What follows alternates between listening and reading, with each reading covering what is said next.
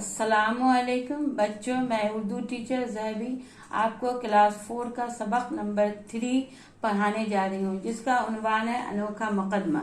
मैं कहानी शुरू करने से पहले आपको लफ्ज और माना पढ़कर सुना रही हूँ, ध्यान से सुने।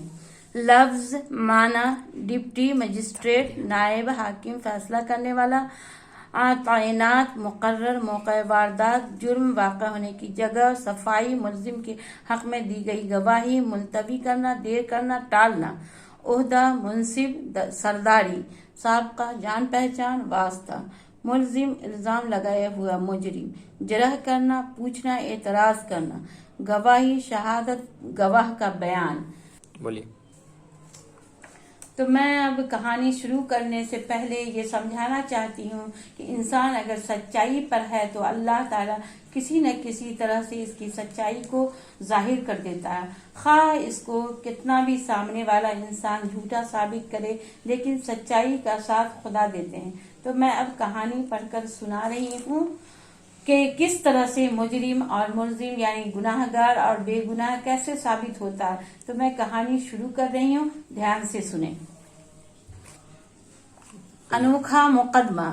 बंकम चंद्र चट्टोपाध्याय, जिन्होंने वंदे मातरम लिखा था, की पैदाइश 1838 ईस्वी में कोलकाता में हुई थी। कोलकाता यूनिवर्सिटी से बीए पास करने के बाद इन्हें डिप्टी मजिस्ट्रेट के ओहदे पर तैनात कर दिया गया।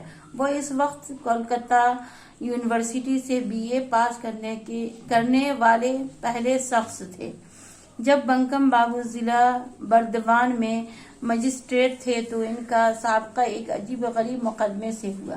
वाक़या ये था कि किसी गांव में माहम नामी एक शख्स के यहाँ चोरी हो गई। मौके वारदात पर एक शख्स को रंगे हाथों पकड़ लिया गया और चोरी किया गया सामान एक संदूक में इस शख्स के पास से बरामद हुआ। मुलजिम ने अपनी सफाई में कहा, चोरी इस सिपाही ने की है जो मुझे अदालत में लेकर आया है। इस रात मैं अपने दोस्त माहम के यहाँ रुक गया था, क्योंकि मैं कोलकाता से अपने गांव जा रहा था। रास्ते में रात हो गई। माहम का गांव करीब था, इसलिए मैं इनके यहाँ चला गया। आधी रात के वक्त बगल के कमरे से कुछ खटपट हुई। मैं फौरन बिस्तर से उठकर कमरे के दरवाजे पर गया। मैंने इस सिपाही को सर पर संदूक रखे दूसरे कमरे से निकलते देखा। मुझे समझने में देर न लगी कि ये कोई चोर है। मैंने झट से इसे दबोच लिया।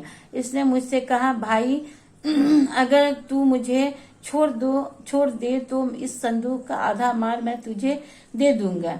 मैं इस बात पर राजी न हुआ, और होता भी कैसे। मैं अपने दोस्त के साथ गद्दारी नहीं कर सकता था। मैंने इसे और मजबूती से पकड़ लिया। ये देख इस सिपाही ने संदूक नीचे रखा और मुझे पकड़कर चोर चोर का शोर मचाने लगा। वकील ने जिरह की, तुम इतनी रात को अपने गाँव क्यों जा रहे थे? इस शख्स ने कहा, हुजूर, मेरे गांव से खबर आई थी कि मेरा बेटा सख्त बीमार है, इसलिए मैं फौरन ही कोलकाता से चल पड़ा। बंकम बाबू को इसका बयान सुनकर यकीन हो गया कि यह आदमी बेकसूर है। असल कसूरवार पुलिस वाला ही है, लेकिन मौके पर मौजूद लोगों की गवाहियां भी इस शख्स के खिलाफ थी, और कोई सबूत भी ऐसा न था जो पुलिस वाले को चोर साबित कर सके। अदालत का फैसला गवाह और सबूतों की बुनियाद पर होता है, और ये सारे इस शख्स के खिलाफ जा रहे थे। लेकिन नामालूम क्यों बंकम बाबू के मन में ये बात बैठ गई कि ये शख्स बेकसूर है, और वो एक बेकसूर को सजा देकर गुनाह अपने सर पर नहीं लेना चाहते थे। इसी उधेड़-बुन में उन्होंने अदालत की कार्रवाई अगले रोज तक के लिए मुलतवी कर दी। घर आकर बंकम बाबू रात भर सो न सके। इनके दिमाग में बस यही एक सोच थी कि आखिर इस बेगुनाह शख्स को किस तरह बचाया जाए। दूसरे दिन जैसे ही मुकदमे की कार्रवाई शुरू हुई, तभी एक शख्स बाहर से दौड़ता हुआ आया और इसने बताया कि बगल वाले मकान में एक लाश खून से लथपथ पड़ी है। मजिस्ट्रेट बंकम बाबू ने सिपाही से कहा, जाओ लाश को यहाँ उठा लाओ। दूसरे दिन जैसे ही मुकदमे की सिपाही जाने लगा तो उन्होंने इसे रोका और कहा, ठहरो, तुम अकेले लाश को कैसे उठाओगे? मुलजिम की तरफ इशारा करते हुए कहा, इसे भी अपने साथ ले जाओ और ध्यान रखना कि ये भाग न जाए। चुनांचे सिपाही और वो शख्स मुलजिम दोनों बराबर वाले मकान में गए जहाँ एक चारपाई पर चादर से ढकी हुई लाश पड़ी थी। दोनों उसे उठाकर अदालत में ले जाने लगे। रास्ते में सिपाही बोला, अब बताओ बच्चों, तुम कैसे बचोगे? बड़े शरीफ बनते थे, मेरी बात मान लेते तो तुमको आधा माल भी मिल जाता और तुम पकड़े भी न जाते। इस शख्स ने कहा, मैं तेरी तरह गद्दार नहीं हूँ। अगरचे तू सिपाही है, तेरा काम चोरी रोकना है और तू खुद ही चोरी करता है, मैं अपने दोस्त के साथ गद्दारी कैसे करता? दोनों लाश को अदालत में लाकर रख देते हैं। मुकदमे में अब सिपाही की गवाही होती है। वकील ने इससे पूछा कि तुम इस रोज आधी रात के वक्त कहाँ थे? सिपाही ने कहा, जनाब, मैं इस वक्त गश्त पर था। मैं माहम के घर के पास से गुजरा तो मैंने इस शख्स को मुलजिम की तरफ इशारा करते हुए संदूक पर सर रख कर दबे पांव जाते हुए देखा। मैंने पूछताछ करनी चाहिए तो ये भाग खड़ा हुआ, तब मैंने शोर मचाई। सिपाही ने जैसे ही अपनी बात पूरी की, चारपाई पर लाश की तरह लेटा हुआ आदमी उठ बैठा। इसे देख सब खौफजदा हो गए। लाश बने आदमी ने कहा, हुजूर, ये सिपाही झूठ बोल रहा है। ये उस वक्त सच बोल रहा था जब इसने मेरी चारपाई उठा रखी थी। यही असली चोर है। इसके बाद लाश बने शख्स ने सारी बातें बताई जो इन दोनों ने लाश को उठाते हुए की थी। बंकम बाबू की तरकीब काम कर गई। इन्हें एक गवाह मिल गया था। अदालत ने खुद सिपाही की जुबान से इसके जुर्म का इकबाल सुन लिया था। सबूत इतना पुख्ता था कि इनकी बुनियाद पर बंकम बाबू ने इस बेकसूर शख्स को छोड़ दिया और सिपाही को जेल भेज दिया। यहीं से ये तालीम हासिल होती है कि सच्चाई का साथ कभी नहीं छोड़ना चाहिए और किसी भी फैसले पर पहुंचने से पहले असलियत को जान लेना चाहिए। तो मैं अब सवाल जवाब शुरू कर रही हूँ, ध्यान से सुने। अलीफ, ये किसने कहा और किससे कहा? चोरी इस सिपाही ने की थी जो मुझे अदालत में लेकर आया था। किसने कहा, किससे कहा? मुलजिम ने कहा, वकील से। दूसरा, तुम इतनी रात को अपने गांव क्यों जा रहे थे? वकील ने कहा, मुलजिम से।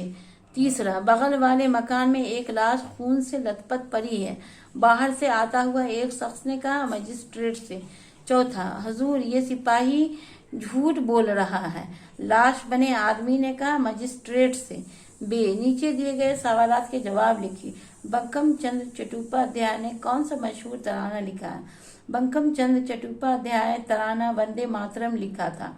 दूसरा सवाल, बंकम बाबू चोरी के इल्जाम में फंसे आदमी को क्यों छोड़ना चाहते थे?